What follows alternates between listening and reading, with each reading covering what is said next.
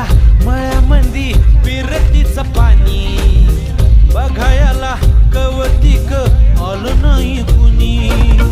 मळ्याला या मळेवाली भेटलीच नाय. अगराने